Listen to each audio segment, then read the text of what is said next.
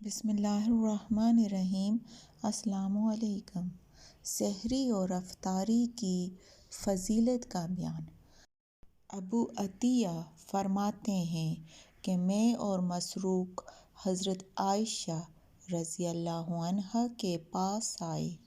ہم نے عرض کیا، اے ام المومنین!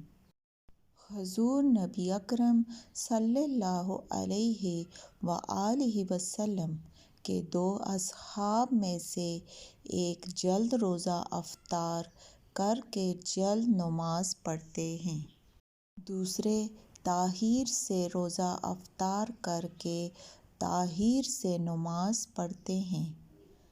ام المومنین نے پوچھا، وہ کون ہے جو جلد افطار کرتا اور جلد نماز پڑھتا ہے؟ ہم نے عرض کیا، وہ حضرت عبداللہ بن مسعود ہیں۔ حضرت عائشہ نے فرمایا، حضور نبی اکرم صلی اللہ علیہ وآلہ وسلم کا بھی یہی معمول تھا۔ ابو قریب کی روایت میں یہ اضافہ ہے کہ دوسرے صاحب حضرت ابو موسیٰ ہیں۔